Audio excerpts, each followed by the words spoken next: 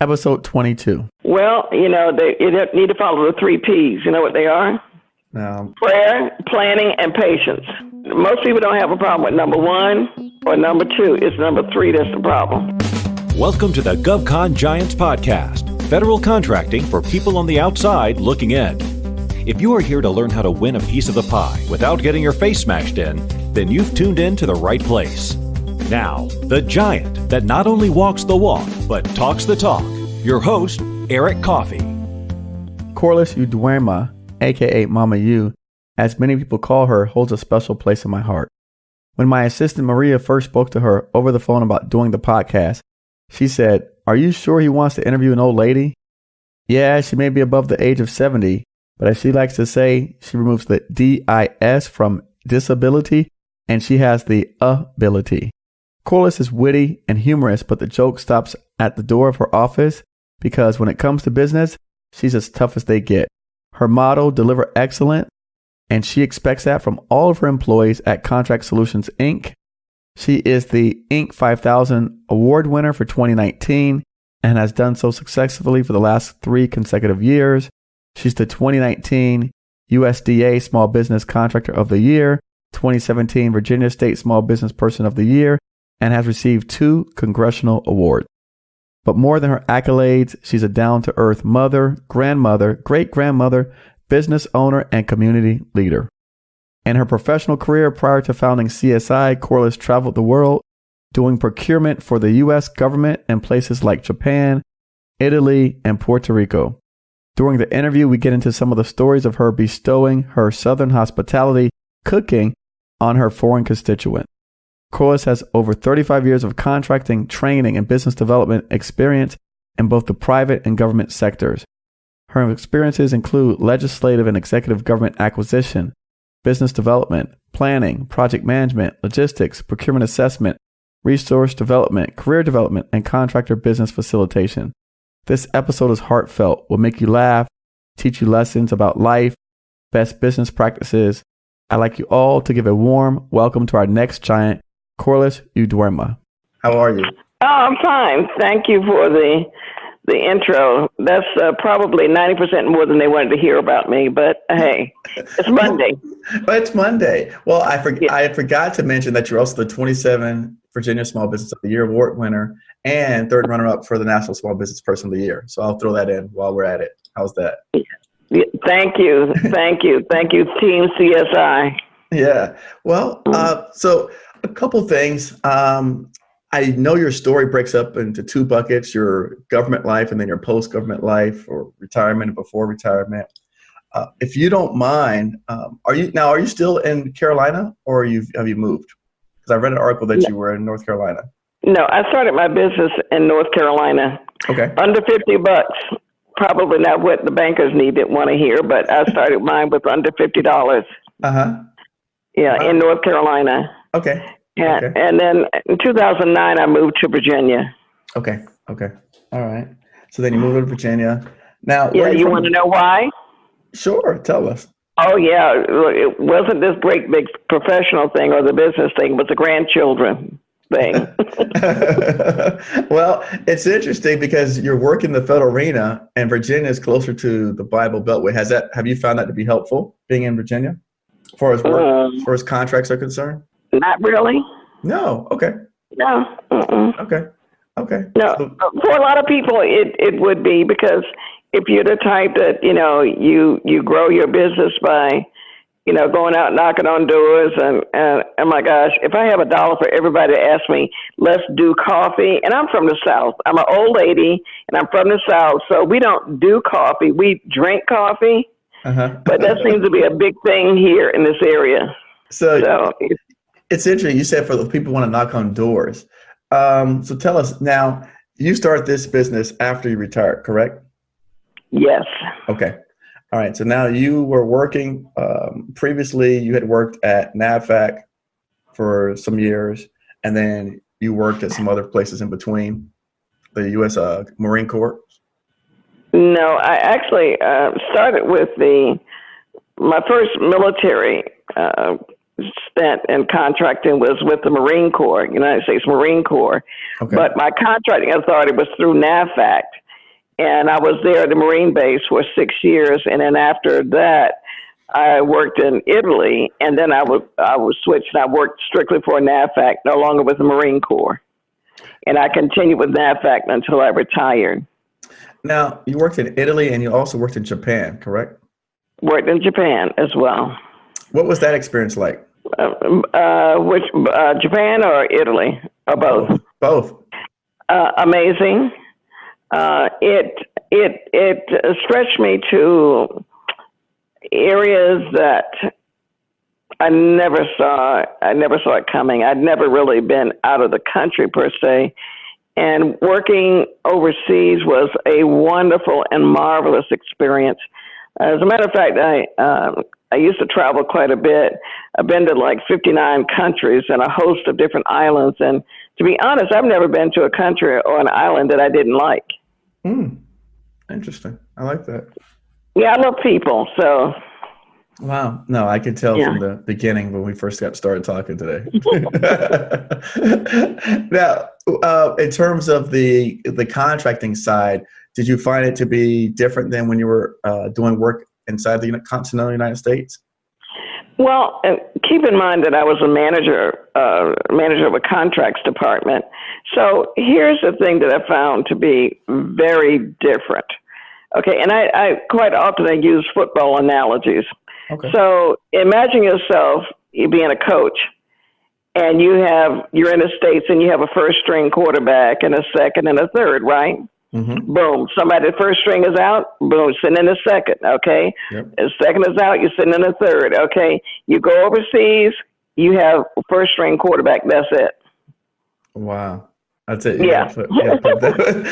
That's it. There's no so you know, and the key is this: if you have a staff of 20 people and you have someone that's not productive, then you know your margin might move to, instead of 20, you might have 19 and a half, or 19 and a quarter, because that person is not productive. So in order to be successful, you cannot, you know, keep people in the seat that are not productive. So you have to say, hey, you know, goodbye. Thanks for stopping by, but this is not going to work. Wow. Yeah.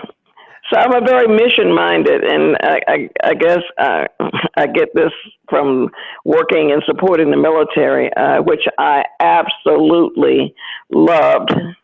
And I give people my government name, which is Corliss Udoema, but I really like to be known as Corliss 365, 24/7 veteran supporter, Udoema. So get all of that down. 365, 24/7 veteran supporter. Veteran supporter. I like that. Yeah. I like that. Now, and Japan, tell us, you want to talk about Japan? Just touch on it. Japan was a unexpected sweet surprise. Okay. I never knew what to, I might as well just keep it real, because anyone listening to this, they know me, they know how I am. But when I was asked about the position in Japan, one of the first things I asked them was like, okay, now I'm not exactly like an average sized person. Is that going to be a problem? Because that's all, you picture all these small people. Did you really? And then all of a sudden I'm going to show up there, large and big and all of that. They say, oh no, that's not going to be a problem. But there were some differences that I noted. You have a staff meeting. You say you're going to have your meeting at 10 o'clock. Mm-hmm. Oh, trust me, by 10 minutes to 10, they're all gathered outside waiting. They don't want to be late. Okay. Oh yeah, I love that. And then I found out that I always talk about the fact that I'm an old Southern woman. So I found out that was really a bonus, because they had never had fried chicken and collard greens, and I cooked turkey for them. So really? Yeah, that was it was. You guys got to share those cultures. You got to experience their culture. Exactly. As well. Wow.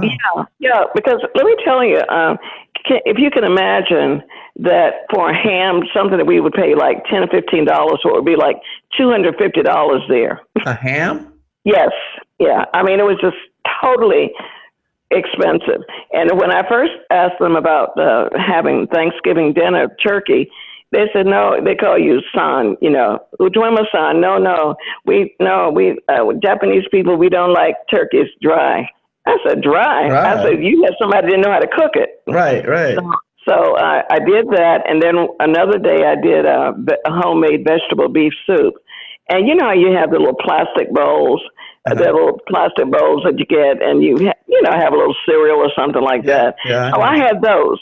And I made a big pot of soup, and I gave them the little bowls, etc.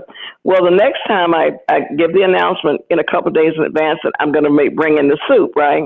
Mm-hmm. They brought in like mixing bowls. They said, "No, we want a lot more than that." Yeah, I think. Yeah, I mean, it was. I really enjoyed it, and it was. I got to go a lot of places and see a lot of things, and it was very nice. I really enjoyed it. I loved Italy, and I loved Japan. Wow.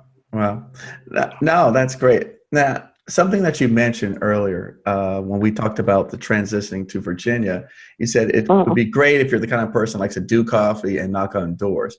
So I take it you went about starting your business in a different way. Yeah, I started my business in North Carolina. However, for the most part, I would say 95% of my time in business in North Carolina, I was not making money. Okay. But that was intentional. I mean, I wasn't trying to make money. I actually started my business. It wasn't something I'm sitting there, let me open up a business. It wasn't that. I had a friend that is actually extremely successful in business, and she wanted me to do some contract administration work for her. And I said, oh, sure, no problem. She said, well, we work on the invoices and et cetera. I said, oh, no, I'm not going to charge. She said, oh, no, you're going to charge me. And I said, well, I don't even know. She said, no, you're going to start your business. I said, I am. She said, you're going to start your business. And she began to tell me what I was going to do. And she said, and I'm going to pay you for it. So I did that for her. But for the most part, I did workshops, I did training sessions, I did one-on-one, I stood up a business center, I did things in the community to help small businesses and veteran-owned businesses to understand how to navigate through the contracting process. Okay. Because it was appalling to see the number of people. They could do great things, but they did not know how to enter into the system. It was somewhat intimidating. Yes. And then sometimes they would go to a link on a website, and all of a sudden, if something is free of charge, like getting a Dun & Bradstreet number, they would be paying for that. Right. I saw one person that had paid like $4,000 or $5,000 for a book that was nothing more than something you could go in a online directory, and copy all the information in terms of the agencies and the points of contact. They're still doing it today. Yeah, and I'm really kind of on a one person mission about that, because when people tell me they're going to go to a seminar, et cetera, how to be a millionaire, how to make millions, and this and that and the other, my thing is this: I refuse to pay anybody to yip and yap and what I call gum flapping to tell me how to make $1 million in business if they've only done it by telling people how to make it. If they've done it, so it has to be a real experience, not you become a millionaire by selling your book about how to become a millionaire. I'm just not into that. Right. No, and I've asked people before in government, why do they allow these companies to make names that have government titles that sound exactly like a government agency? They represent a government. On all surfaces, it looks like a government agency. Yeah, but if you don't see the .gov, right. You need. Okay, I tell you what you do: start a campaign. If you don't see .gov, look, leave. Here's what I tell people: if you reach out to someone, if they ask for your credit card number or your checking account or ask for a check, ask for any type of payment, stop, pause, and go back and look and see, are you at .gov? I like that. Start a campaign. I like that a lot. Yeah, really. yeah. Yeah, it really hurts me because when people are starting a business, you already have enough to deal with as it is. Yes. And when you have to look out for people that, want to take advantage. Somebody calling me, let me help you. No. I could just, no. I don't let them get it out. You don't let them get certainly, it out. No. No, we call that nipping in the bud.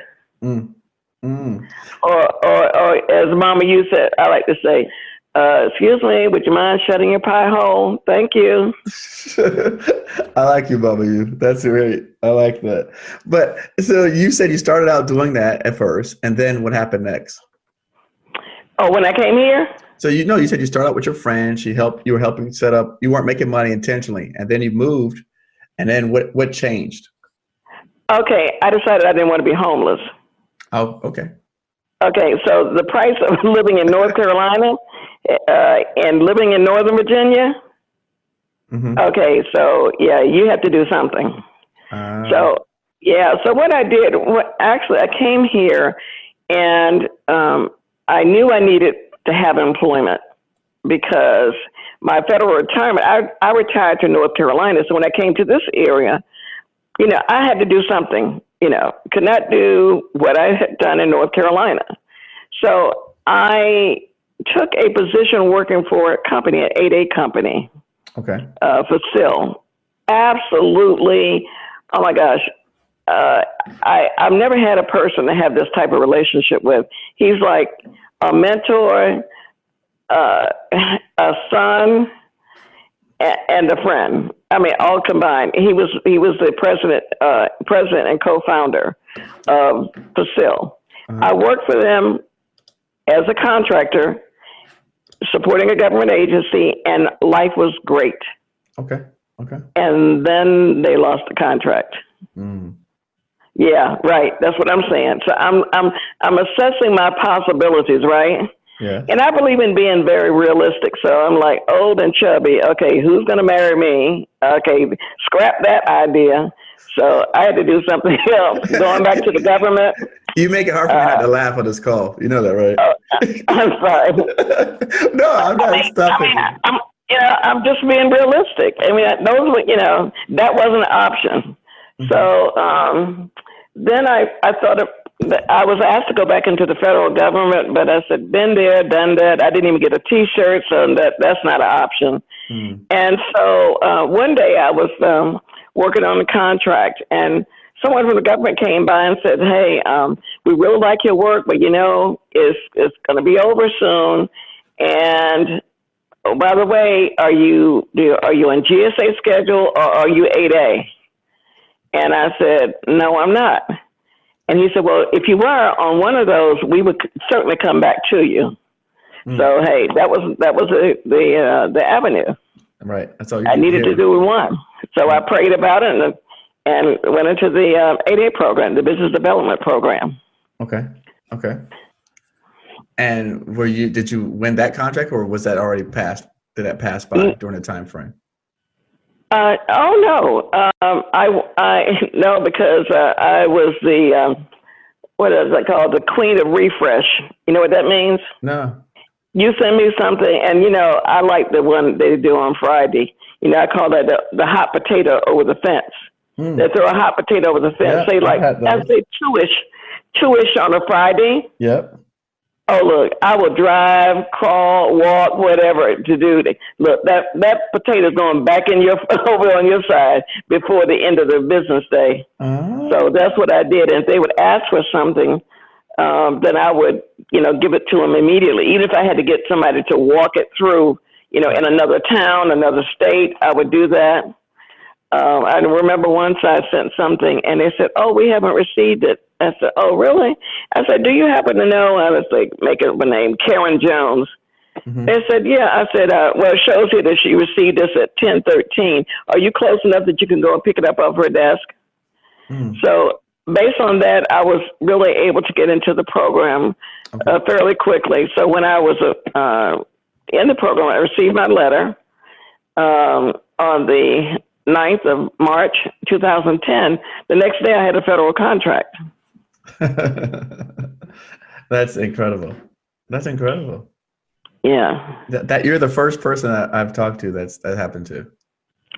Well, you need to follow the 3 Ps. You know what they are?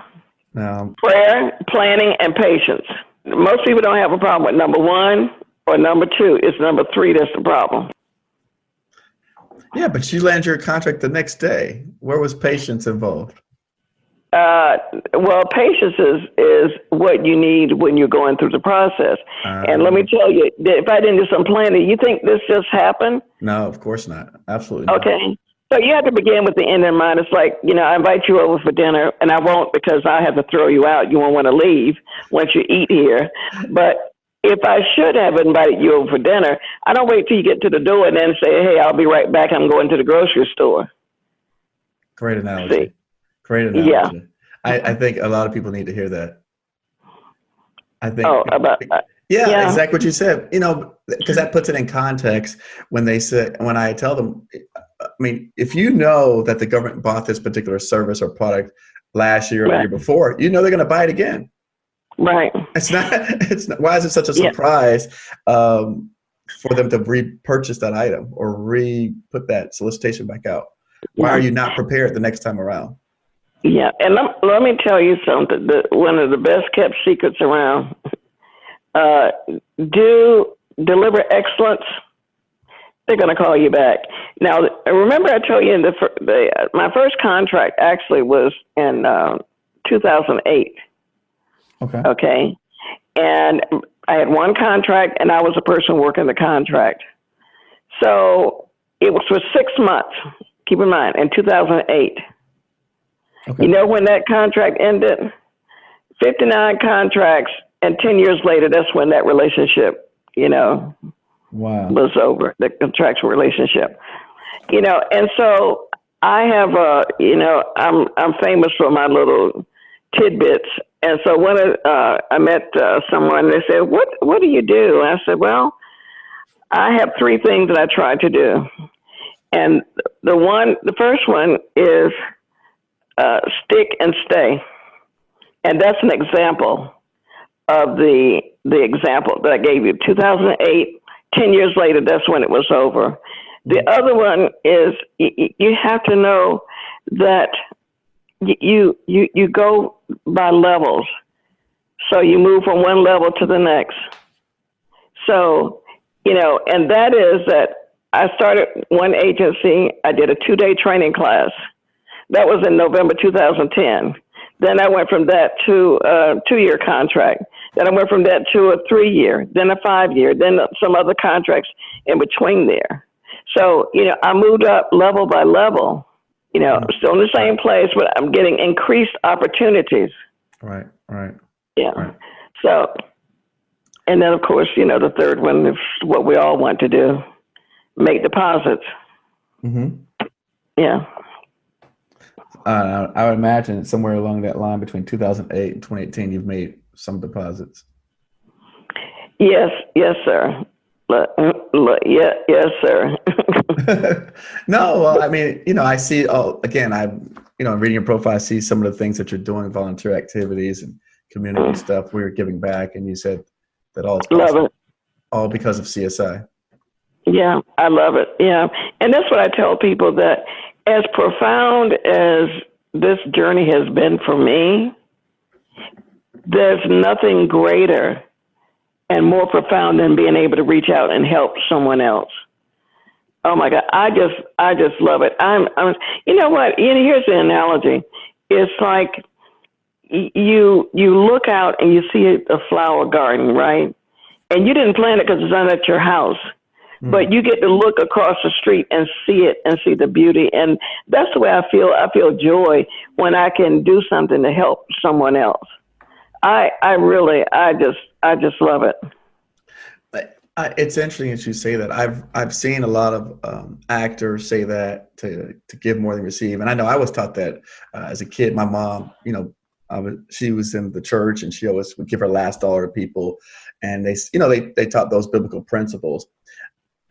And it's interesting that you say that, but for people who are not have that experience, I guess it's difficult for them to understand it without trying it first. Right. No, it's an easy way to do it, to try it. You know what it is? Tell us. Take your hand and make a fist. Make it real tight. Mm-hmm. Okay, and if you had something in your hand, it wouldn't come out, correct? Correct. But at the same token, nothing would come in. Correct. Hello? Hello? Oh, I love it. You got some tidbits today. Man, this is great. Oh, I'm enjoying this wholeheartedly. Wow. So today we're talking more than government. We're talking about life lessons on this particular episode today. This is good stuff. But it is. But sometimes people try to make it a different thing. But let me tell you something.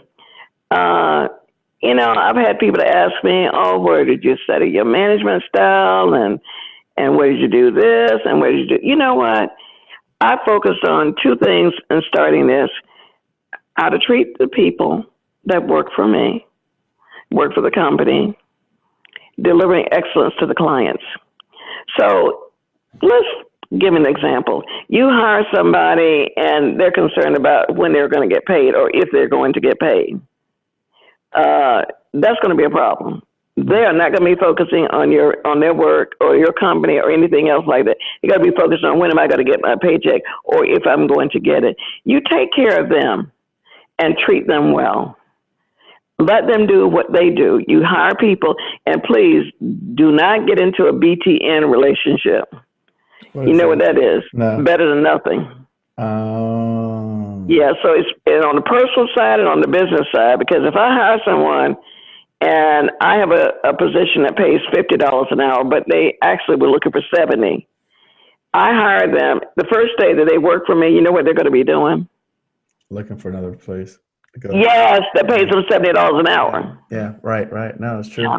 It's true. Yeah. So when you get those things in sync, you'll have good retention. Your clients will be happy because they won't have to follow the bouncing ball all over again, time after time. And you do excellence.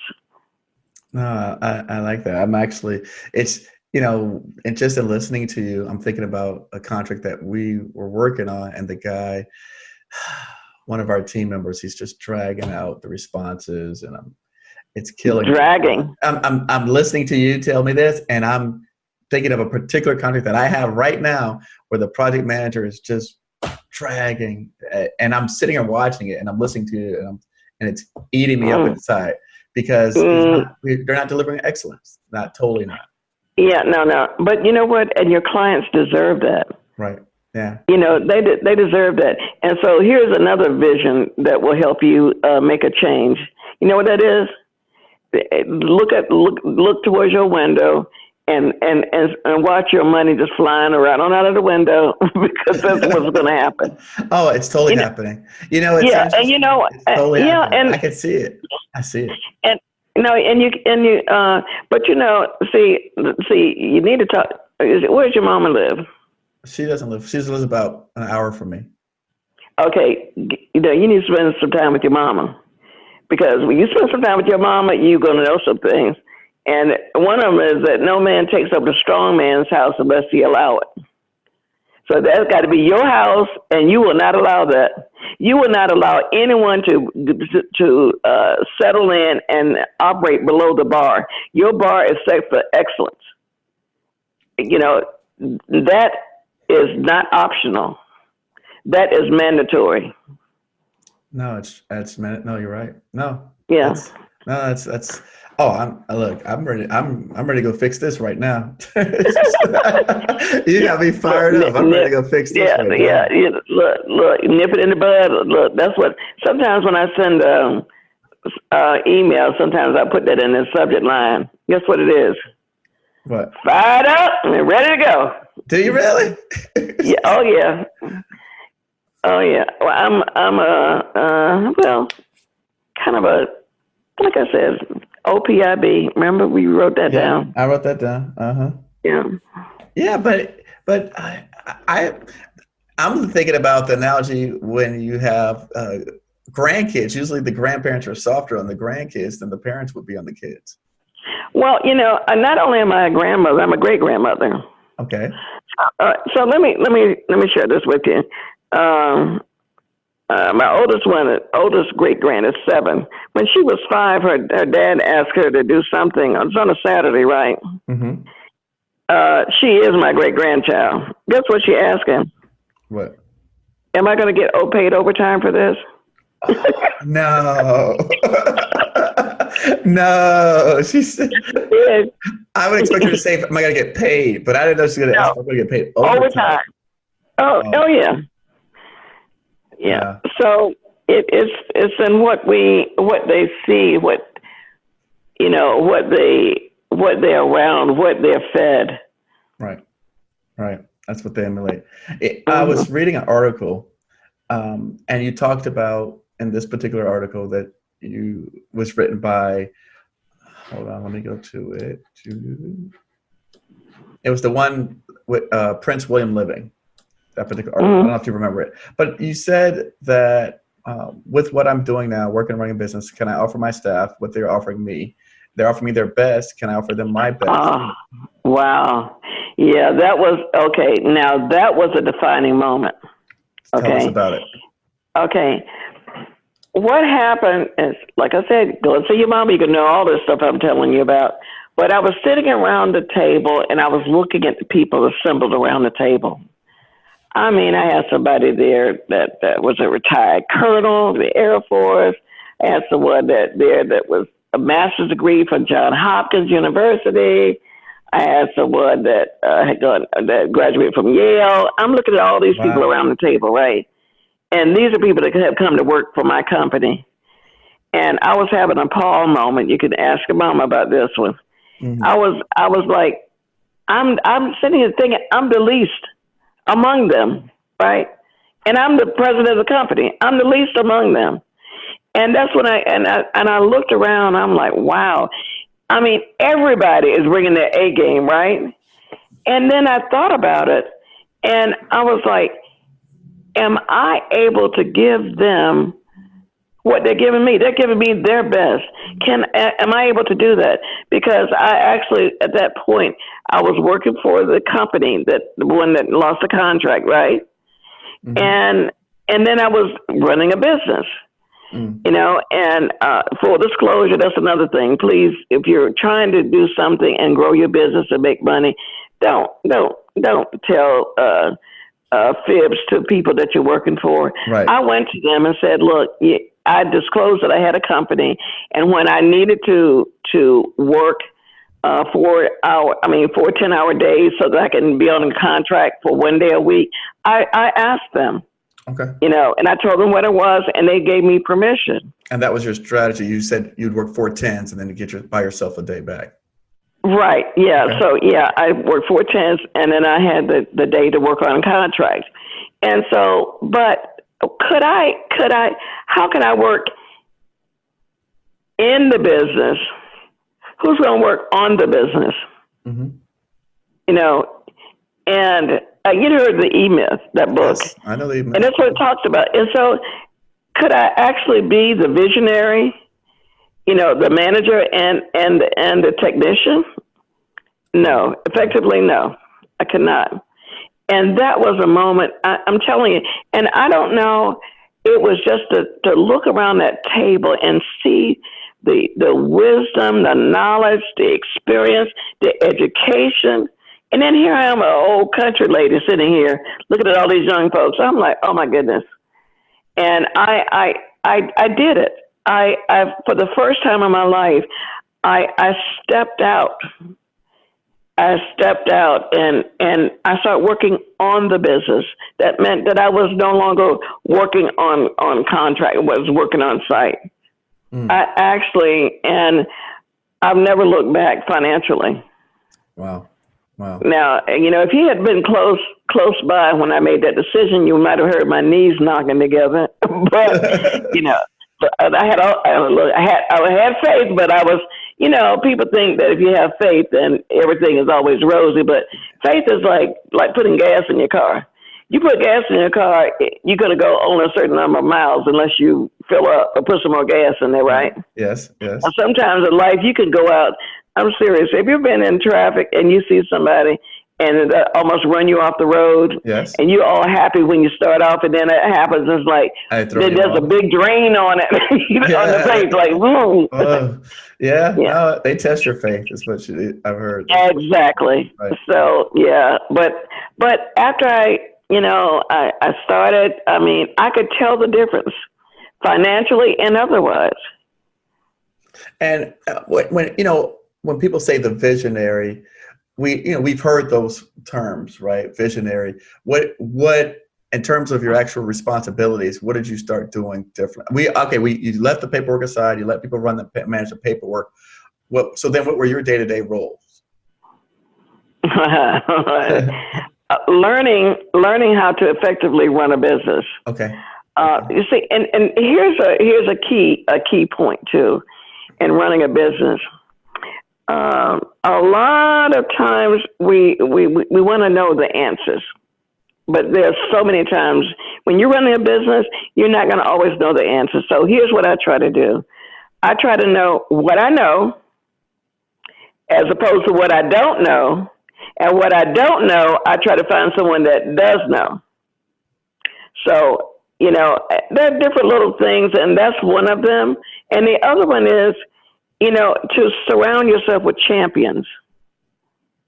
I like that. If they outgrow their champion outfit, look, they're gone. Okay, they're history. They're in the book of memories. Yeah. Oh yeah. So you need champions. There's so many. I can't even. Oh my goodness. I mean, it's one thing to be the technician because you know how to do the things technically.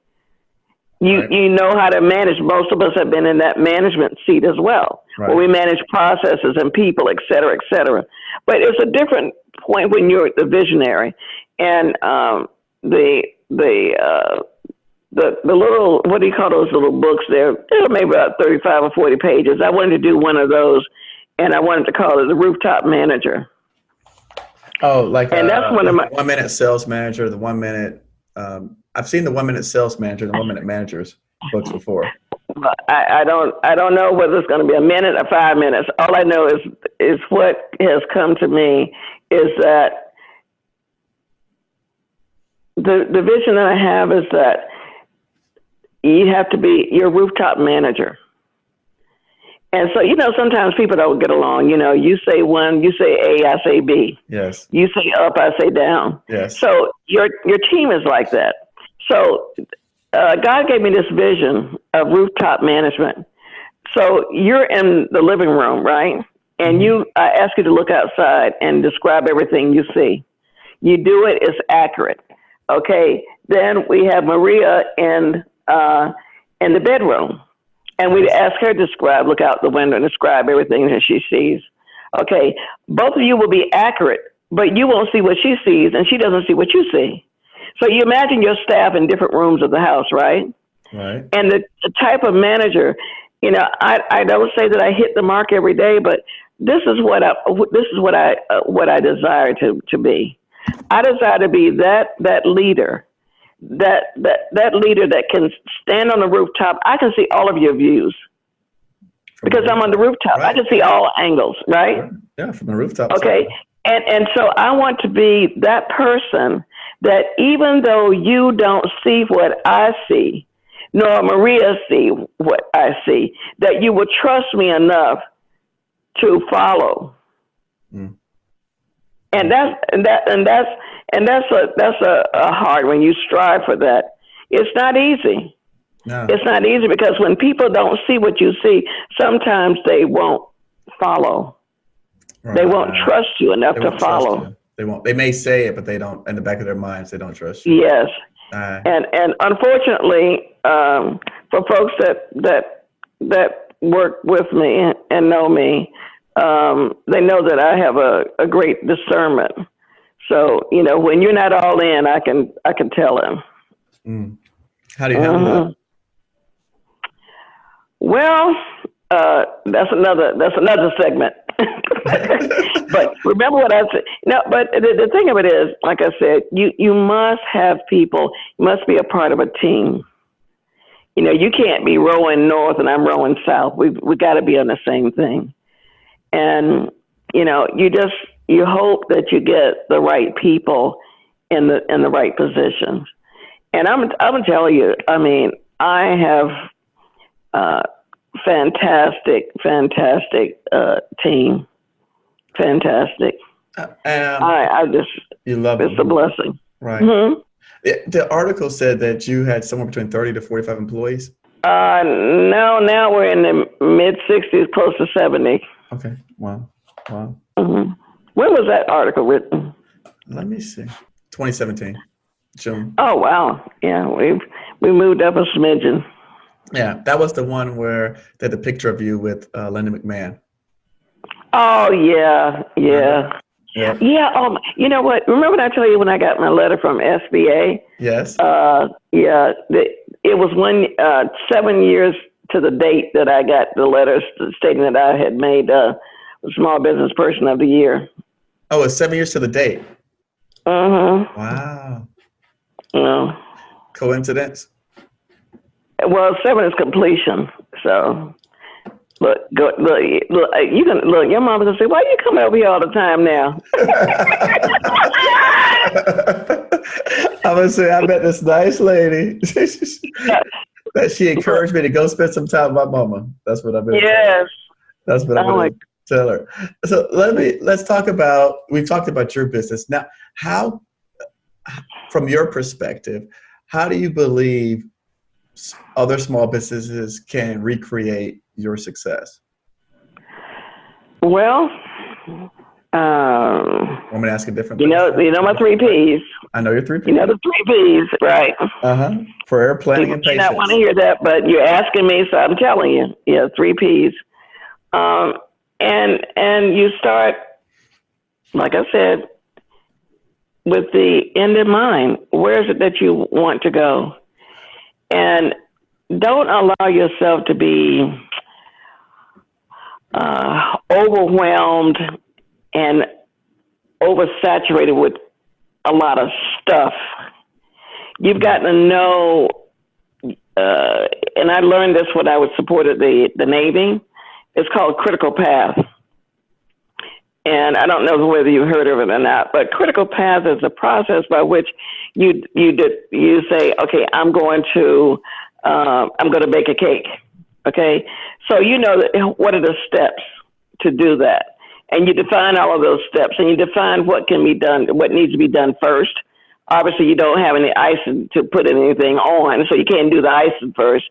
So you define what those steps are, and then you define what kinds of things can lapse, and I'm still able to finish the project on time. So when you think about critical path with respect to the business, the first thing to me is a good business plan. You're beginning with the end in mind, right? Mm-hmm. Some people say, "Oh, I just wing it." Well, you know what? That's probably what you're going to end up with, a chicken wing, singular. Okay. So when you do the business plan is it. I worked at the federal government in contracting. When I started my business in North Carolina, the first thing I did was sit down with the business plan. To look at a business plan, you can go to SBA.gov and they have some samples. You need to go through that process. It forces you to think. It does. What am I offering? It does. Who else is offering? What are my competitors? How much do I need to do it? Right. Strengths, weaknesses. Do I need what mode do I need to have it in? Is it something that's a walk up? Is it on the internet? Am I in this state? Am I, throughout the United States? These are things that you really need to know and to think about. So if you do that, and also trust, but verify. I say that. I do, they call them uncommon sense quotes every week. And if you've seen some of them, I mean, I have some things that I thought about, things that I grew up with. You know, a cow needs to tail more than once during fly season. I mean, hello. But there's a moral in that story. You see, it's like burning bridges. You said uncommon sense quotes? Yeah, uncommon sense quotes. I do it on LinkedIn. And, you know, it's like my mama told me, you know, you don't give a hammer to hit to someone to hit you over the head with. That's true. You know, I mean, you know what? It sounds funny, but guess what? It makes a lot of sense. It makes a lot of sense. No, it makes a lot of sense. In other words, don't do something wrong, and then somebody can come. You know, you build on a solid foundation. You don't do something and then try to, I think I can get away with this. No. Okay, then what you're doing, you're gift wrapping a hammer for somebody later on to come over and crack you over the head with.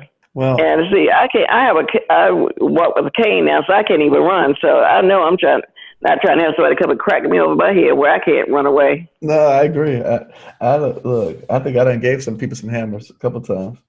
Yeah, well, that's okay. Look, you getting ready to give somebody something else. It's not going to be a hammer. Oh. It's going to be an exit map.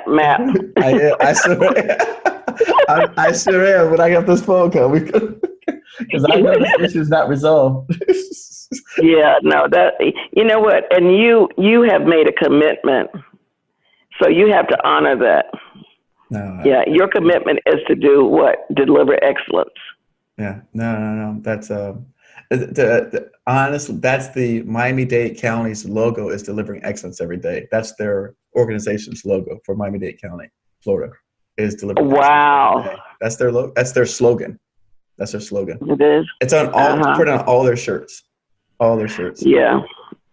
But you know, and I'm gonna tell you something. In my office, we have some things hanging on the wall, and I said, you know, and I always remind people. I said, it's not just words on the wall, on the paper. You know, it's something that we live. You know, and you know, I really know that you are seeking to do that, and just don't let someone come in and, you know, undercut that. Right. Because they obviously don't share it. They don't get your vision, and they're not walking in your vision. All right. Because you want to, I mean, just think about it yourself. Come on, think about it. If someone comes and does something for you, and they don't do it in an excellent way, they just kind of mediocre, you know, hello, you're going to call them back? No. I remember when I first got in the 8A program, I went to see a director of HR. And I wanted to tell her that, you know, we could do these things for her, blah, blah, blah. I was in the same building on the same floor with this lady. I never went back in her office. About 2 years after that encounter, she walked into the office, and I was sitting there for a pre-proposal conference. And so she looked at me, and I smiled, and I said, do you remember me? She said, Corliss, of course I remember you. And I said, do you remember I came into your office? And she said, yeah, and I didn't see you didn't come back. I said, I didn't, because I realized something when I was in your office. I realized that if I worked 24 hours a day, as hard as I could, the best that I could do was average. And I said, I don't do average. And said, but once I got the platinum card, then I came back and I started a contract there with her. Mm-hmm. So I know you're not a person that does average. I know you're not. No, not at all. So you can't afford to have someone on your team doing that. Well, it's even with that said, I mean, I worked really hard to build this relationship for someone to mess it up. I don't even want to say tear it down, but to really definitely put a dent in it. Well, one of the things I would do, you make sure that you can leverage that person out without the adverse impact to the client. And I would go in and apologize to them too. I sure would. Yeah, we're going to have to do that. Yeah, because that was not your intent. No, not at all. Not. Yeah, and don't you hate it when people overpromise and underdeliver? Oh my gosh. Oh my goodness. Oh, it makes you sink inside. Just eternally. Yes. You go in and you showed your face and you told them all these wonderful things, and then you put your people out front. And this particular guy who was supposed to take the reins, and he has a ton of experience and a ton of background, but We say he pulls from his bag of excuses every time. Sometimes it's challenging for people. Say if they work in a large environment, if they come and work in a small, there are challenges with that, because sometimes you can be in such a large organization, you're focused on one tiny slice of the pie. Right. Now you come to a small business, I mean, it's like woohoo! No, that's a big slice. Yes, it is. That's a big slice. It is. Changing the subject a little bit, how do you believe, that we can potentially increase small business participation in the government space? We have a lot of audience members that are wanting to enter this marketplace, and I've read recently, and I don't know if you can talk on this, but I've read that the number of contract actions is decreasing and a decline, but the amount of the awards to small business has been steadily increasing. The amount of what now? So the amount of contract actions, so the amount of contracts themselves have been significantly reduced to the small businesses, but the total dollar amount and the awards are just getting larger and larger, making it harder for some of the micro guys to get started, the 1-2 company to 3-person companies. So my question is, how do you believe that we can increase small business participation? Well, I keep going back to the same thing, beginning with the end in mind. I think that having programs that, what I see are a lot of rice bowls. And when I say rice bowls, okay, this program is doing this program is doing this program is doing this. When you're a small business, by the time you try to figure out which one of these can really help you, you spend a lot of time. Yes. And time is what? Money. M-O-N-E-Y. Yep. So, and that's when I feel like whipping out my little friend. I have a little friend.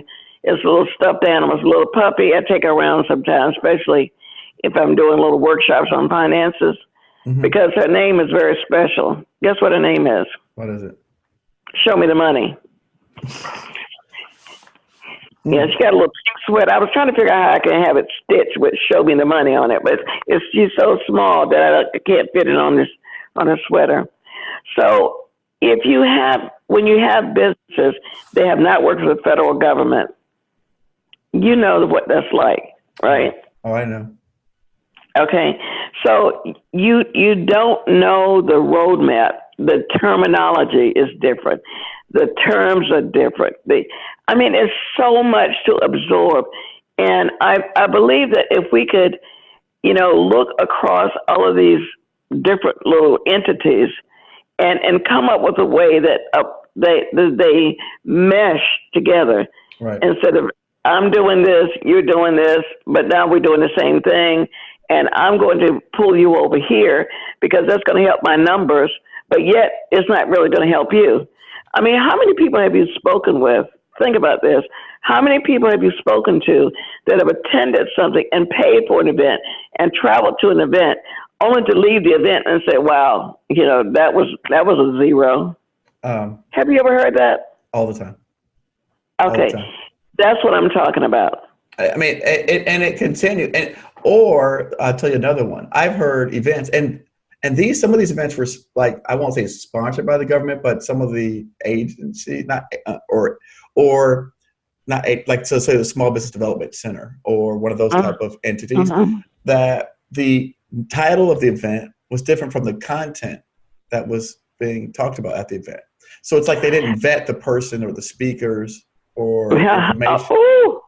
Oh, okay. Now you're really, that's one that, and I'm telling you, when people ask me to go to my network, would you go and tell your network about this? That would be a no. Right. Why not? I said, because I need to know. Why would I ask you to go to somebody's house and eat if I haven't eaten there? I don't even know what they're feeding. That's true. Feeding you. Yeah. So I need to know what food is being served. Do you have someone there that their purpose in being there is solely to promote their book, to promote their business, to promote this, or to make money on the people that are sitting there? or is it someone that's genuinely there to help them? Right. And I'm thankful to God that when I go someplace, I can go and share. I hesitated. I don't know whether Maria told you, I hesitated to be on this program. Right. Because I want to make sure that, people are not going to be taken advantage of, that this is something that you're putting information out there to help people. Right. And so for me, this is an answer to a prayer, because I'm thinking, for me to do one person here, one person, it's hard. It's difficult, yes. Because I run a business, I run a nonprofit, I'm an old lady, I got a cane, I'm a preacher. Great grandkids. Yeah, great let's say children. Children, all right, we have our children. Yeah. So, so when I have an opportunity that I can share something, and without the expectation, nobody has to give me anything or anything like that. The gift that I want is that they should prosper. But I do see that many become discouraged because of that. Yeah.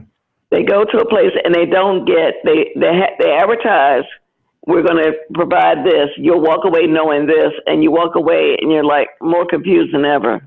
Right. No. So maybe you could come up with an invention that, how little buzzer would go off when they start veering off, trying to sell their wares. But all of a sudden it'd be like a siren to go, well, the thing is, I always thought, and that's the reason why I do this, is because when I first was in the program and we took similar paths, I worked for a company. There was not a lot of training for us. And some of my former guests have agreed that we had to go to everything to learn something. And everyone can't do that. That's just not practical for the majority of people. No. Okay, let me introduce you to another phrase of mine. You know when I'm going to do that? When? Okay, do you have a window? Can you see out your window? I can't see out my window. Okay, good. When you look out there and see pigs flying across the sky, that's when I'm going to do that. Well, listen, I agree with you. I understand. But for someone who had zero experience or zero knowledge back in 2007, we didn't have an alternative. Well, that's what I mean. And in fact, I think they still probably have some form of that. When I retired from the federal government, remember I told you I wasn't really making money? Yes. But that was okay. Yep. Because that was by choice. But I partnered with the community college, and we used to have contractor boot camp. Mm-hmm. And that's where the people would come in with no experience in federal government, and we would go through the process, the step by step, giving them the step by step. And also we would register them, in SAMs. So the idea was to let them get a Dun & Bradstreet number, the whole 9 yards. Yep. And so they would go through that introduction. And one of the things that I had a boot camp. Let me see if I can find it. But one of the things I had was a pot of dirt, right? Mm-hmm. And that's what you start off with. You have a pot of dirt. You have that seed. You have that business seed, right? And, it takes time. And when people come and look, they don't see anything, right? Right. But you have a seed in the ground. Yes. And it takes time. You don't just put the seed in the ground and then, in the pot, and then 2 days later, boom, you're big. So it truly is a step-by-step process. But having a portal, and I know SBA has many things on their website. Yes. SCORE have many things on their website. Yes. The Small Business Technical Centers. And so it's finding those things that are needful for you, for your pathway. If I'm not in IT, so would I be able to give you the step-by-step? No, because I haven't done that. No. Mm-hmm. I can tell you about starting a business. I can tell you about making money, but I can't tell you about that. So where do you get that? But before you get that, you need to get the foundation. And I think sometimes some of these forums that are being held, it's not a good gauge on where you are, what your learning point is. We have my nonprofit has a computer training for senior citizens, and the reason that I group them together is because they're in a comparable area of knowledge. Meaning that some of them, they don't even know how to turn on a computer. You see what I mean? Yes. Yeah. But if I stick them in with somebody that is using a computer every day, 30 years old, 40 years old, 20 years old, can you think how frustrating that would be? Yeah, I don't think that's what happens when people go in. They know how to do the technical thing, but they're trying to learn how to take that and make that into a business. And when they walk in, they hear things. They don't even know what they're talking about. No. They don't understand the language. No, the acronyms are. I mean, yes. That's for all of us. That itself is. It's like when my friends were in doctor school, they had to do medical learning, medical words. Mm-hmm. And it's the same thing. There's the same thing with acronyms in the photo arena. Mm-hmm. Yeah, and I don't know. I think well, this is just me. I think that careful screening needs to be done of people that come and that there are speakers. What is the purpose of them being there? Right. That's the question. Right. What is the purpose of them being there? Is it to share information? Is it to get bookings? Is it to, sell some books? What is it? And I'm not opposed to people having a book or something they feel can help someone, but what is the purpose? The purpose should be to share information. No, and that's the benefit of the platform is that we have the opportunity to interview people like yourself, to share the information for people, and anyone can access it on their phones absolutely free. Cost them nothing. Yes. On probably 6 or 7 different platforms that are readily available and accessible on anyone who has a smartphone. Right. And this is and that's one of the reasons I said, well, because that was my prayer last year. This year in January, I was to start a podcast similar to what you're doing. Mm-hmm. But mine was just contractual information and business, to try to help people.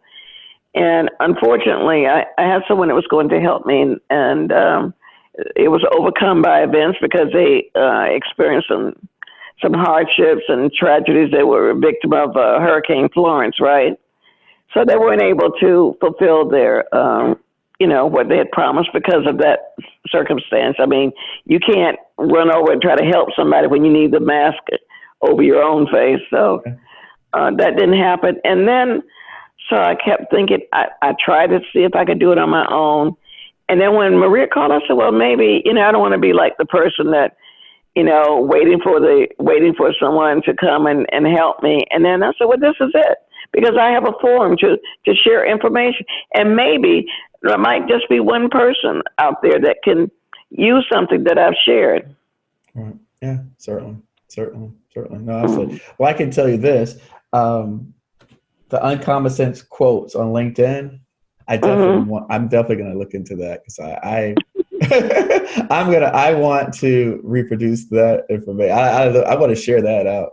I would love it because I do a weekly newsletter that I send out to my the people on my list, and I'm always constantly looking for quotes to send them. Right. So that'd be a great, because it's something that's unique, that's different. And I'll tell you another thing.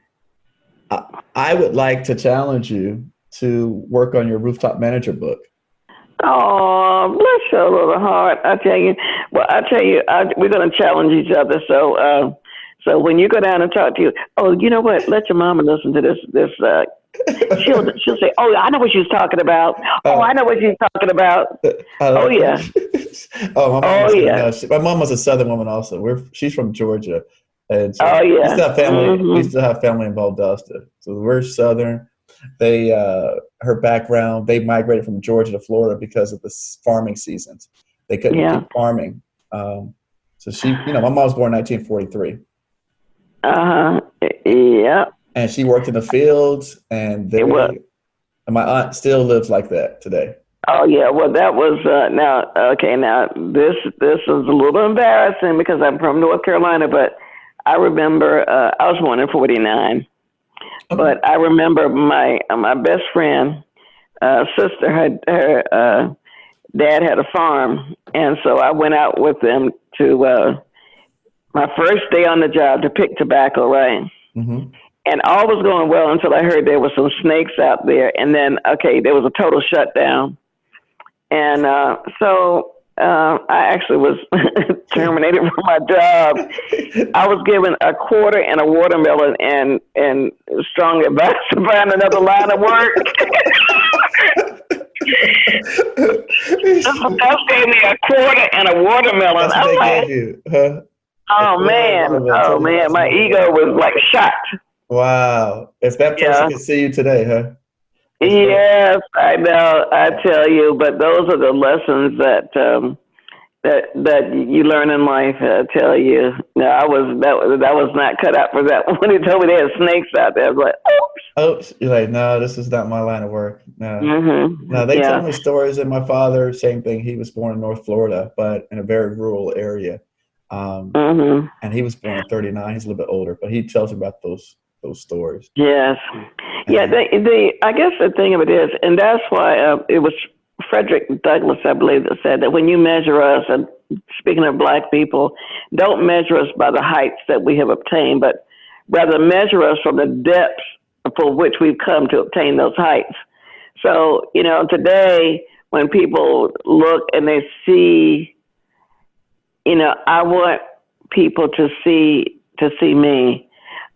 Whether the garments, doesn't matter. If the garments are a success, I'm still that same person.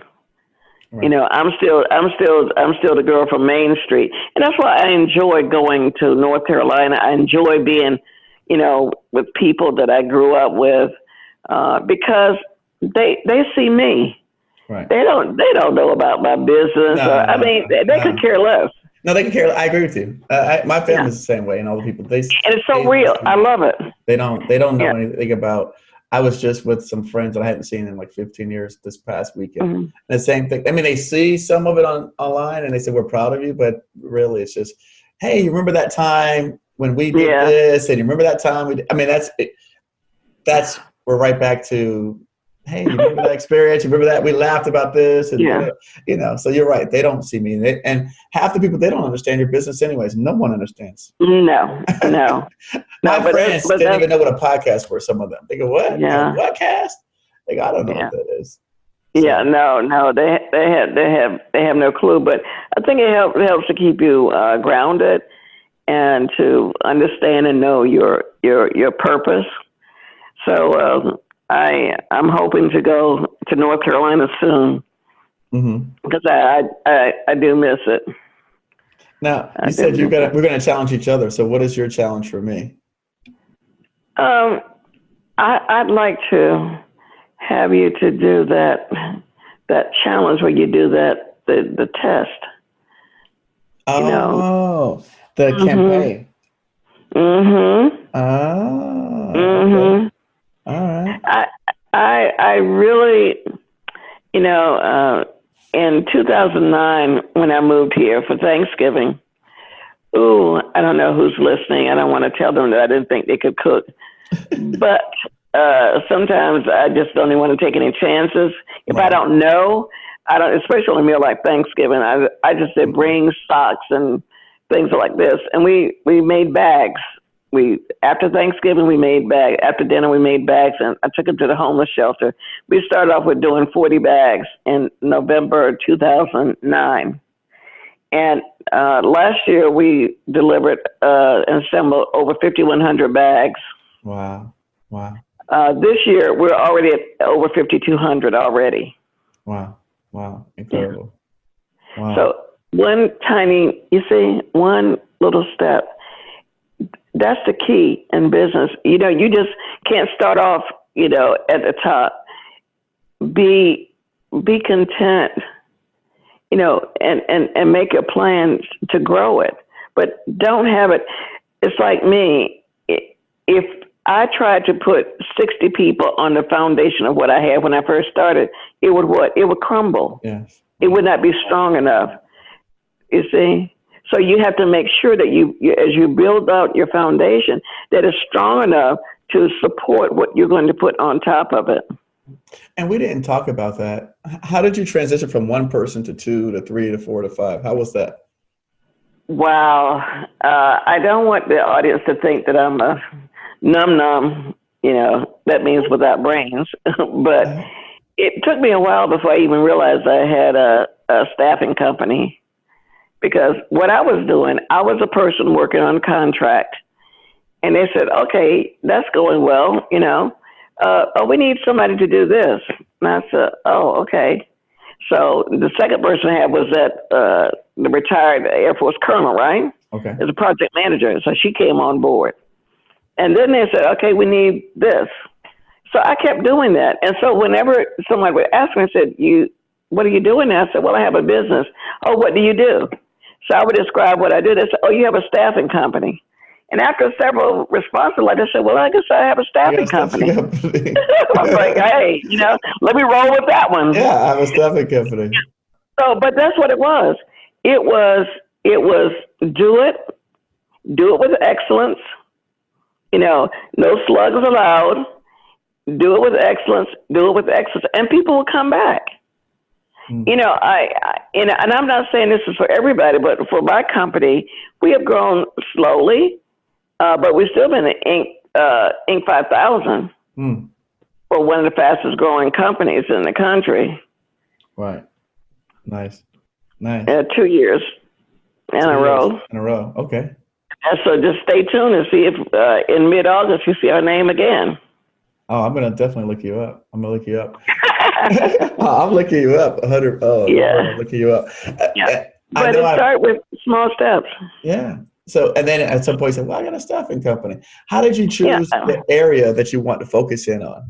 I pulled down your CAPE statement. I saw some of the areas that you work in now currently in business. How did you choose the area? Well, and there's some that I chose and some that I purposely don't do. I'm not going to talk about that because I had experience with those types of contracts when I was a federal employee. Mm-hmm. And I said, if I get away from this, I'm never going to get in this line of work. I mean, it's great, but just not for me. Right. And so acquisition. Okay. I started with acquisition support because that's what I retired from, right? Yeah, makes sense. And I know a lot of people in the acquisition, so that was one of my starts. The other that I know quite a few people because when you're working as a manager, one of the person that's going to be your American Express is going to be HR, human resources, or personnel people, right? Yes, definitely. If you're in management, you're going to need them. Need those HR people. Okay, and so for that reason, I knew quite a few people in that profession as well. And then, of course, administrators. So we started with that, and then there are some that came along that I did not have that experience, but I knew from an overarching sense that the people that were there were knowledgeable. Okay. And with me supporting them and them having that knowledge, it would be a win-win. And trust me, it has been. So I have a variety of contracts, but some of them people look at it, but trust me, they're kings and queens to me because I don't have little people and big people. Everybody is important to me. Wow. I don't care what the position is. Wow, that's great. I know we committed to about an hour, running short on time here. Any books that you've read? I know we talked about the E-Myth. Any other books that resources that you've utilized that you would like to share or have people to take note? Okay, now you're going to make me do something that I said I would never do on air. Okay, that would be the Bible. That's a book for me. The Bible is that it's a hard read to read But how do you tell me about it? I'm gonna let you tell it your way. My way, how is it? Well, one of the first things when people say they want to do what I do, you know what I say? Go to Joshua 1:8. Okay. And I said, look, hey, if you could always Google it, Joshua 1:8. Yep. Yeah, it said, if you don't let this book of law depart from your mouth, then your way will be made prosperous, and then you will have what? Good success. Wow, that's a word. Can't you understand that? Yes, you can. Yes, you can. Mm-hmm. See? Mm-hmm. So, yeah, I think that the Bible, the E-Myth, and I'll tell you another one that I really like, A Message to Garcia. I've never heard that. It's a little book, and what I used to do, I used to buy multiple copies. In fact, I still have multiple copies now. And I would ask people to read it. And so, you know, young people look at it. They say, okay, yeah. They say, okay, Ms. Corliss, I'm going to read it. And then I would ask them, they return it, right? It was like a loan. And they would return it. I said, oh, you read it? They said, yeah. I said, what part did you like? I said, mm-hmm. See, I knew you were going to do that. Okay, so go back and read it and then come back and tell me. But basically, the book is about someone that was given an assignment. And this person, no problem. They took the assignment. But before that, there were people that they talked to. Oh, is this really what I'm supposed to do? Is this really my job? Oh, how am I going to find a person? Oh, well, what happens? How many days am I have to do this? Well, didn't you hire Bob to do this? I mean, hello? Oh, we hear that all the time. Oh, my goodness. If I heard, Yeah, exactly. But the person that you need on your team is that person that's going to take that and get it done. Right. You know, not trying to figure out why. I mean, isn't this outside of the core of what we agreed on? Get it done. Listen, you stand there and make it. You spend more time making excuses, and you could have already completed the assignment. I had that happen to me last week. Last Thursday, we had a proposal due for an IDIQ, and the guy who's put together the number says to me, he says, "Well, are we even eligible to bid this?" Wow. And I go, he doesn't have his numbers. I knew it. It told me that he wasn't prepared and he didn't have his information. And he was trying to find any reason to get out of it.